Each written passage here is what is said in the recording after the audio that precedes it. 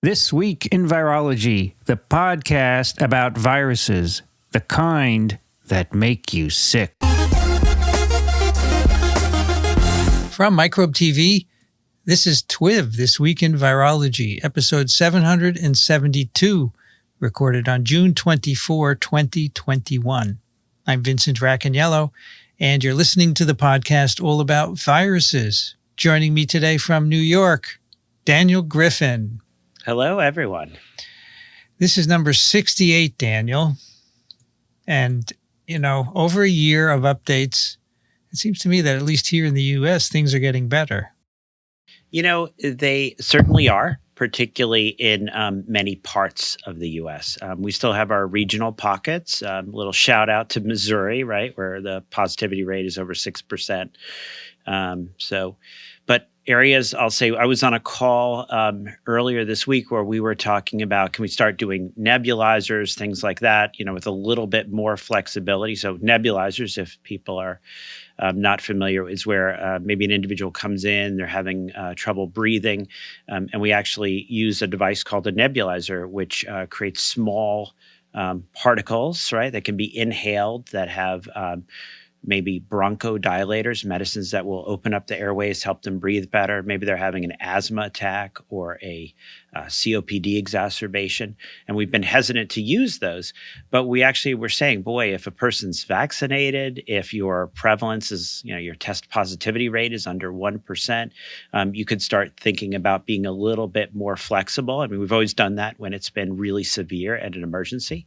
And one of the people on the call said, that's pretty strict, under 1%. And I was proud to say here in New York, our test positivity rate is under 1%, and we are doing a lot of testing. But that's not true everywhere, as we sort of bring up.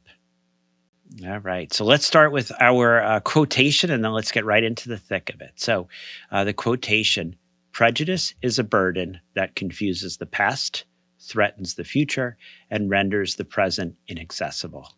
And that's by Maya Angelou.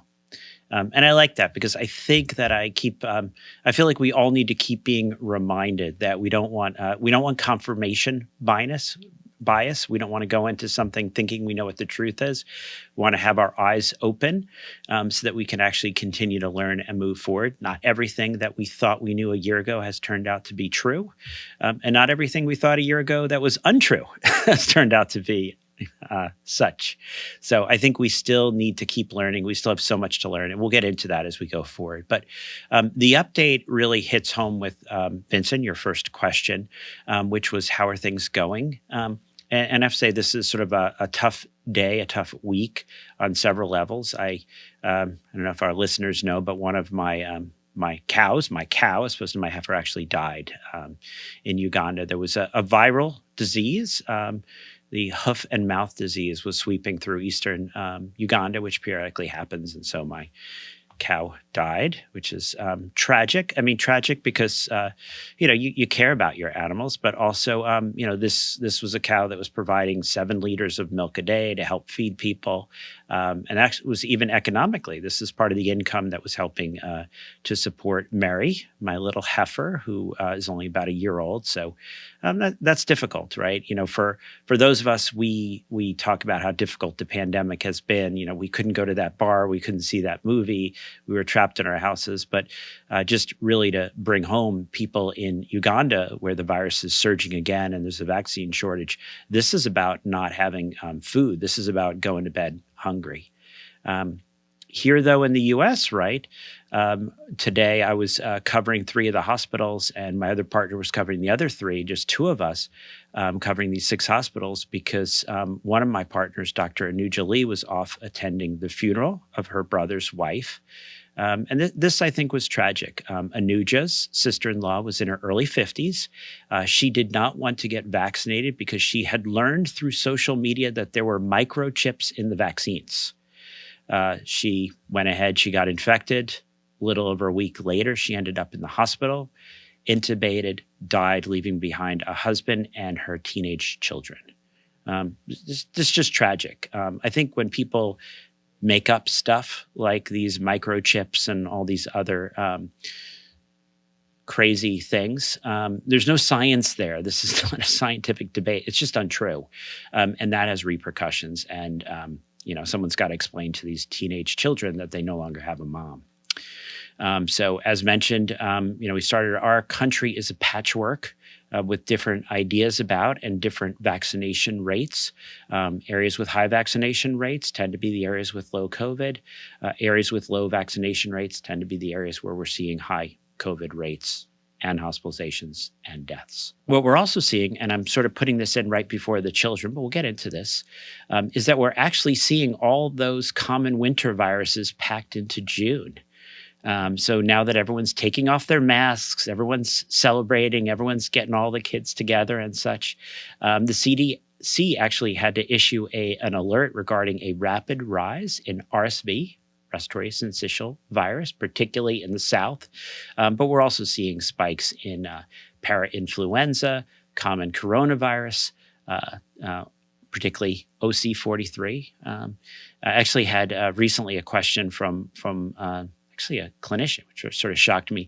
And they were asking whether or not I thought the COVID vaccines were causing these people to develop upper respiratory infections. And there is, I have to say, no way that a COVID vaccination will give you parainfluenza virus or RSV. So no, this is behavioral. And I think a lot of times we like to try to blame something else.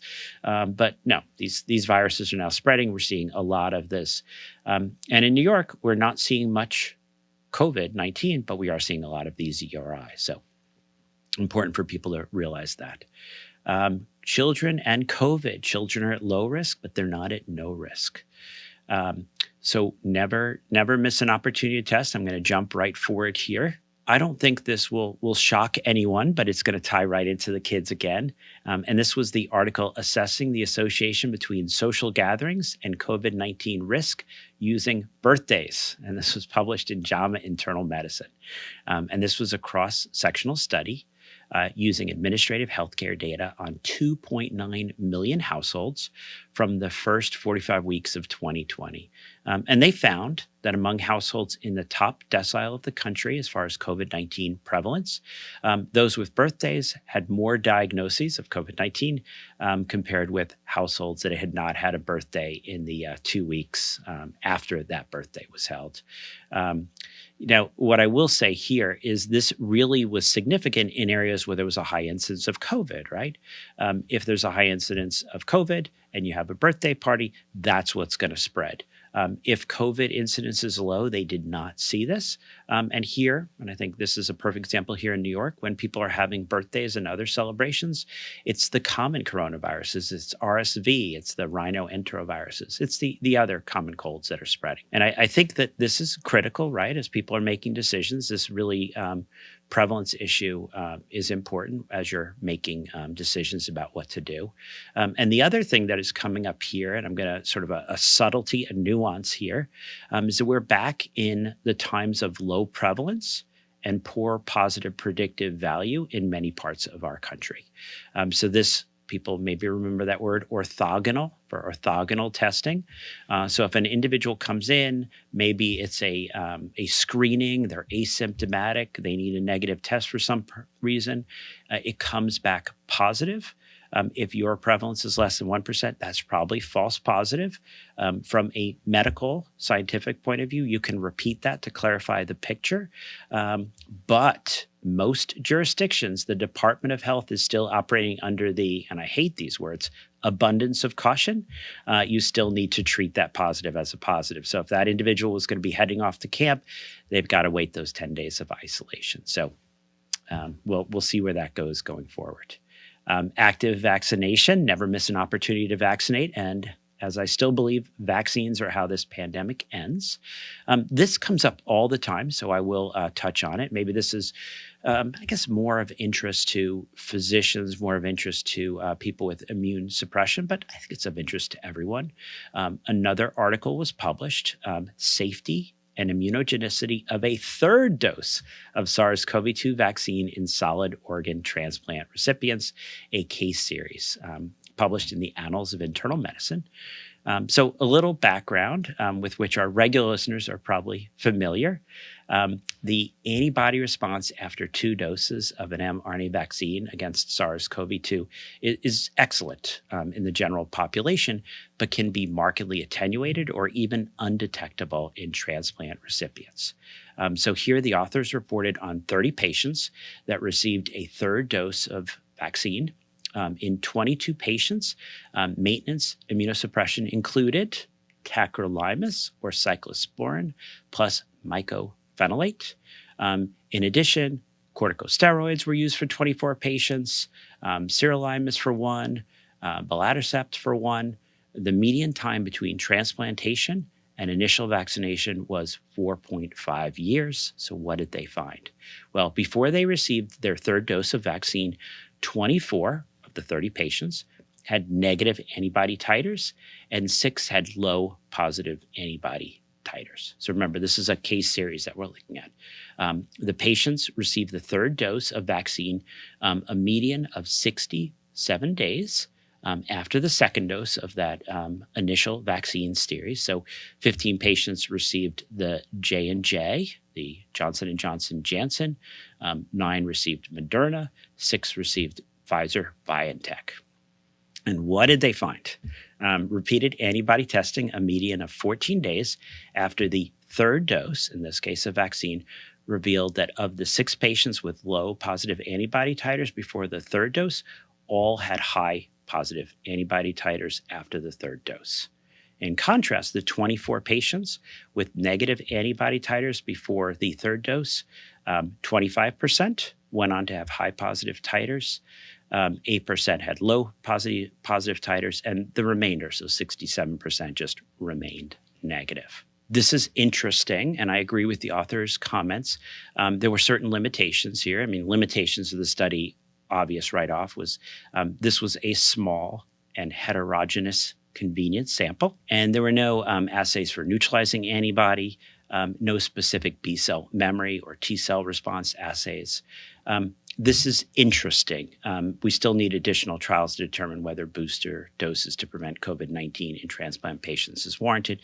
And of course, in my mind, the biggest thing here is we do not have a correlate of immunity in the antibody test, right?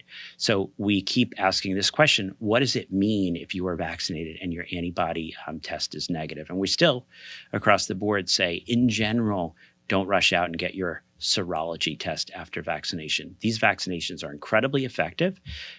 Conversation I was having with one of the oncologists today is we're not seeing all these transplant patients, all these people with hematological malignancies who've been vaccinated ending up in the hospital. So we're actually getting an experience that supports the efficacy of these vaccines. Another article, and I think this sort of goes into the same area, on natural infection and protection against reinfection. I have a few comments on this, but the article is Reinfection with SARS-CoV-2 in patients undergoing serial laboratory testing. This was published in CID. Here, the authors analyzed 9,119 patients with SARS-CoV-2 infection who received serial tests in total of 62 healthcare facilities in the United States between December 1st, 2019 to November 13, 2020. They identified reinfection in 0.7% during an average mean of 116 days, or about 4 months. And there were 2 deaths associated with reinfections. So the reinfections were associated with a 3.2% mortality. A great discussion here where they compare their data to the 1.8% reinfection rate seen in the UK Siren study. And that had been published in SARS-CoV-2 infection rates of antibody positive compared with antibody negative healthcare workers in England, a large multi-center prospective cohort study, Siren, that had been published in Lancet back in April. So I did find it interesting that the infection fatality rate was higher than most of us think, right? Most of us are thinking, well, if you get reinfected, it'll be more mild, but an infection fatality rate of over 3%. In this case, a couple people died in this small cohort, we would not only expect with improved therapeutics and close monitoring, right? These people are being closely monitored and picked up early. I would not have expected to see deaths in people who've been previously infected, and vaccines are available. I know the authors use the word only, but my interpretation is that in about 4 to 5 months after infection, we're already seeing reinfections, we're already seeing deaths.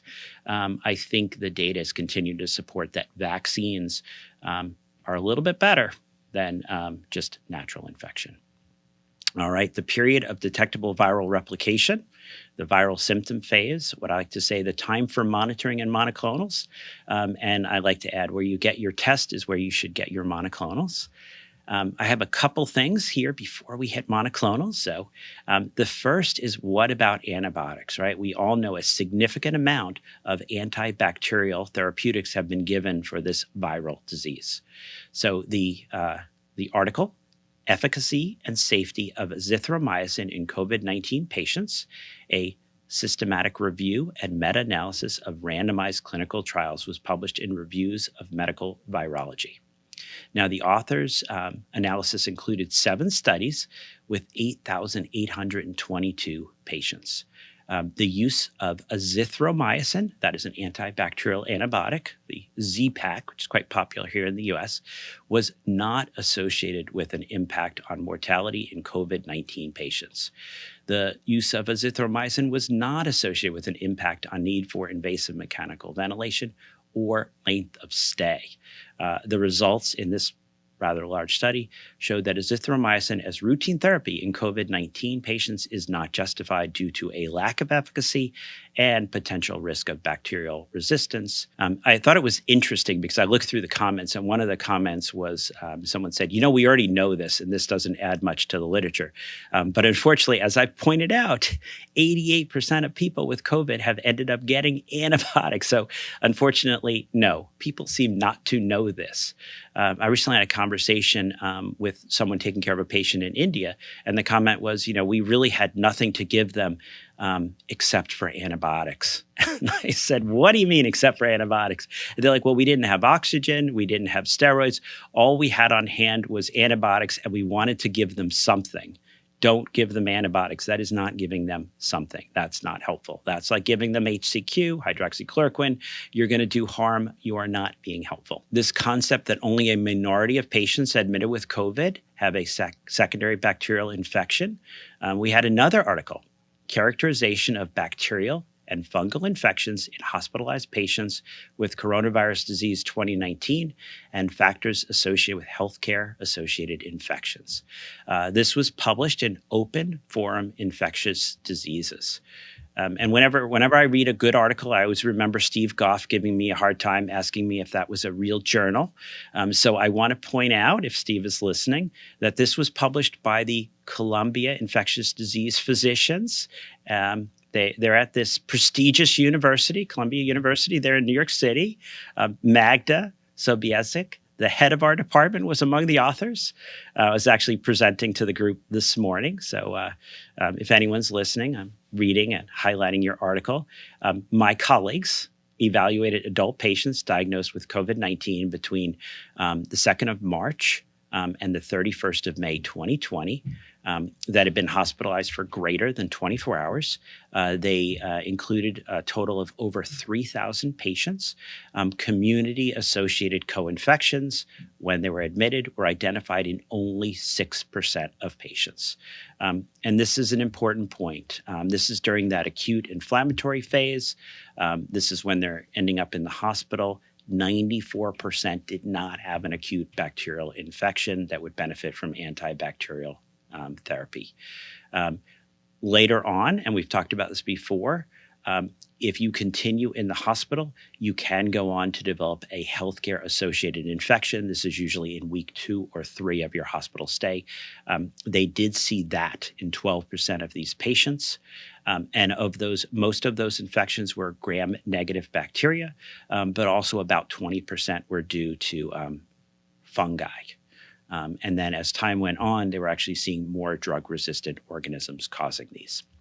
So Monoclonals, can't leave monoclonals out. There's always a little more data. The article Effect of Monoclonal Antibody Treatment on Clinical Outcomes in Ambulatory Patients with COVID-19. Also an open forum infectious disease. The authors reported when they compared rates of emergency department visits or hospitalizations among ambulatory COVID-19 patients treated with monoclonal antibody, that was an N equals 305, versus untreated, that was 6,354.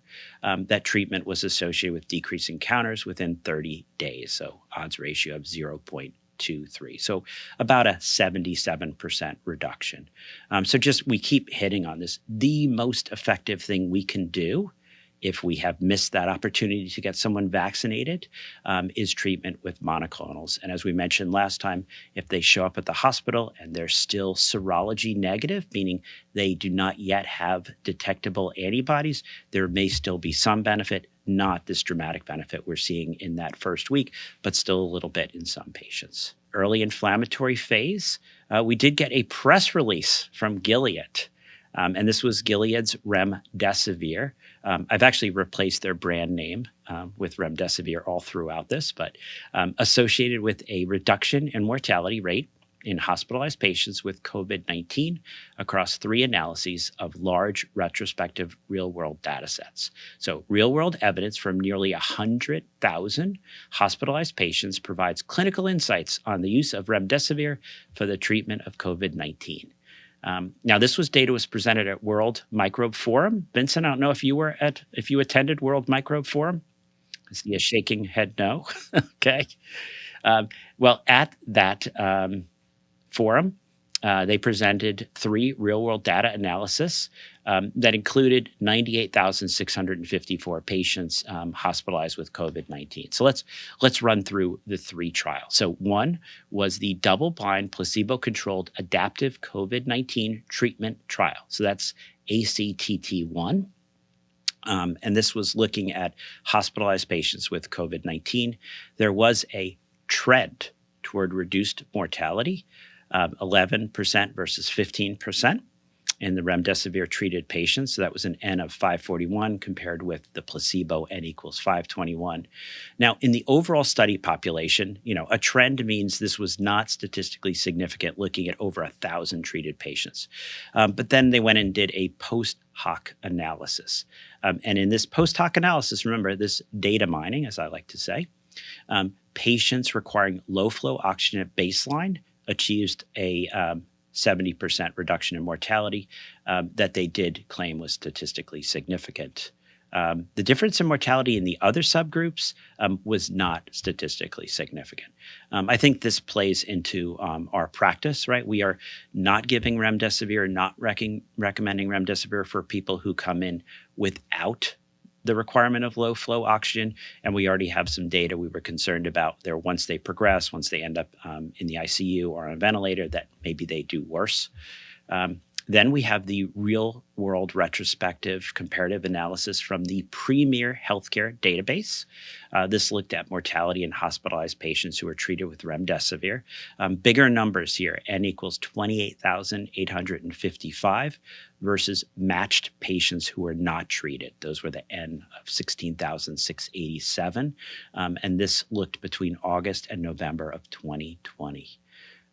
So the analysis included adult hospitalized patients treated within the first 2 days.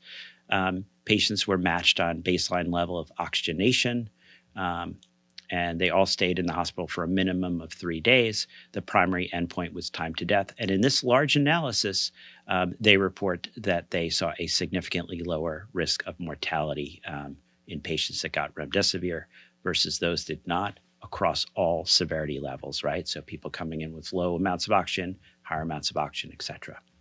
And finally, they referred in this press release to the Simple Severe Study, which is a randomized open-label multi-center phase 3 study in hospitalized adult patients with severe COVID-19, oxygen saturation less than 94% on room air, or receiving supplemental oxygen and radiological evidence of pneumonia. As the primary objective of the study, 5-day and 10-day dosing durations of Remdesivir. They did not include a standard of care comparator arm when they initially set this up.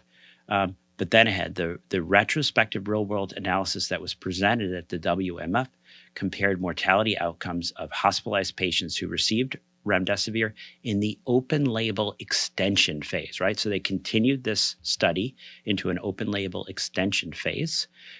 Here we had in that an N of 1,974, and then they created a propensity score weighted comparator arm. Patients not treated with remdesivir was an N of 1,426.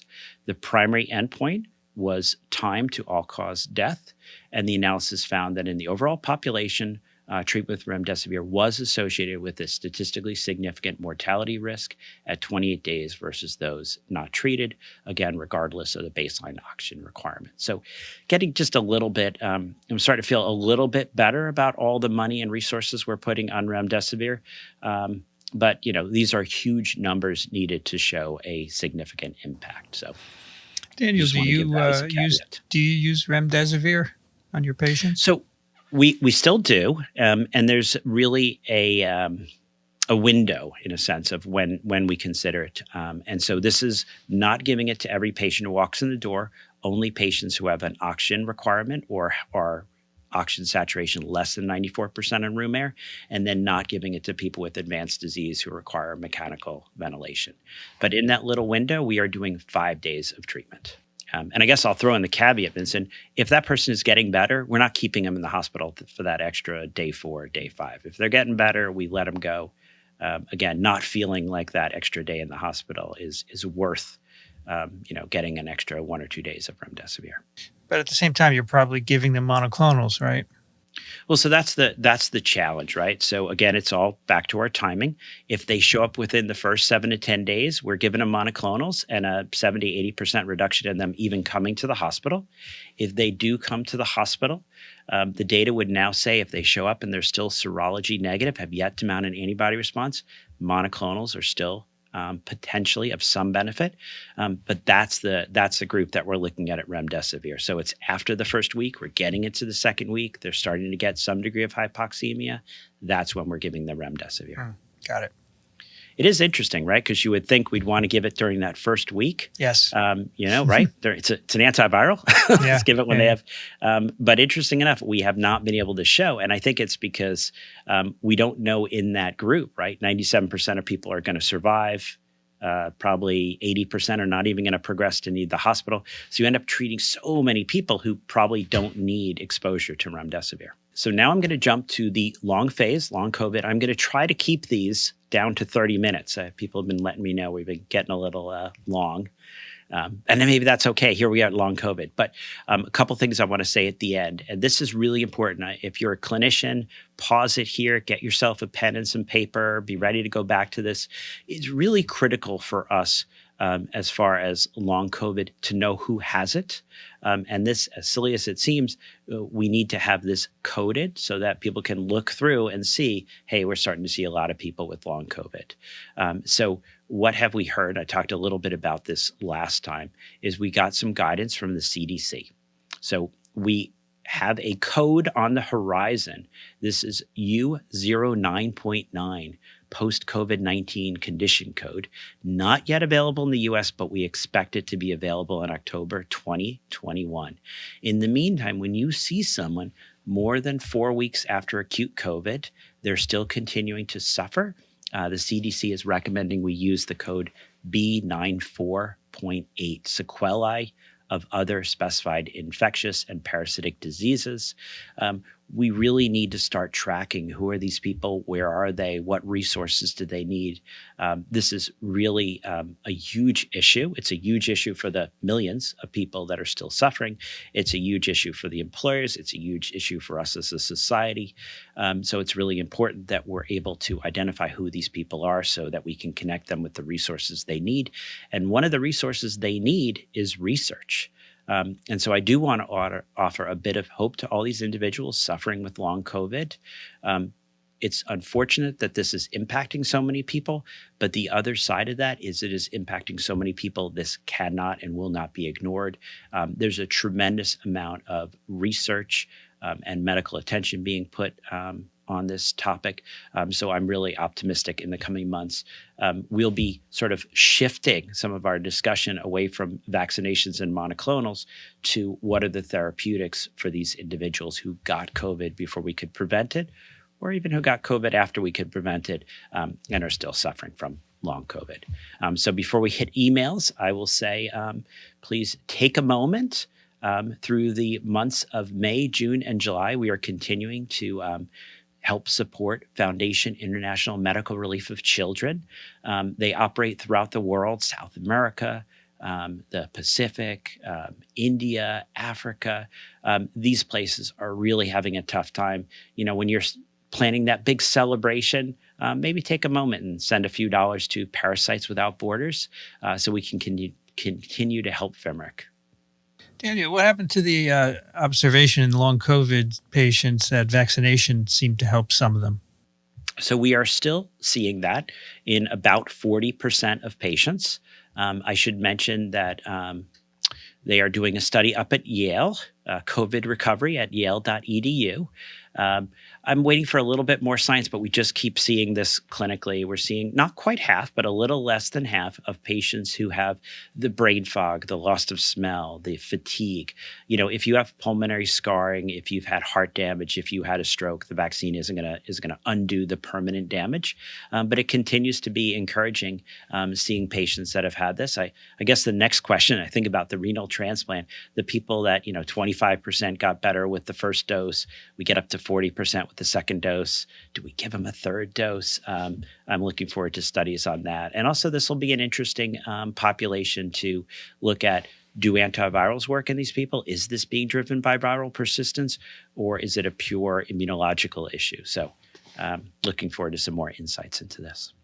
Time for some email questions. If you'd like to send one to Daniel, it's daniel@microbe.tv. Jenny writes, I got J&J vaccine back in March. Recently, I heard on the news that J&J vaccine is less effective against Delta variant than any 2-dose vaccines. I'm wondering if I should consider getting a second dose, Pfizer, Moderna, to increase my protection against Delta variant from 60 to 80%. So I have to say, that's a great question, and a lot of people are asking it. The party line, I'm going to give you the party line first, but then we'll go into the weeds. So the party line is all of these vaccines are incredibly effective. Even should you get COVID after vaccination, it goes from being a severe life-threatening disease to maybe the sniffles, something mild in most cases. The subtleties would be if you said, oh, but I'm 80 years old and I have multiple comorbidities and I'm homebound and I don't have a good care network, then you start thinking about.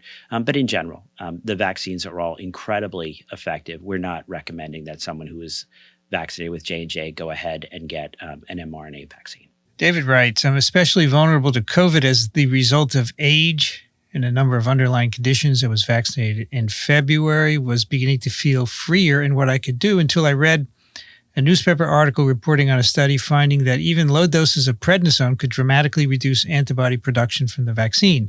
I was taking 5 mg of prednisone at the time. I was vaccinated for an autoimmune lung disease. I took the antibody test, and the result was that there were no detectable antibodies. My doctor informs me that I probably still have some protection through other mechanisms, but there's no way of knowing if this is the case or how significant the other protections are.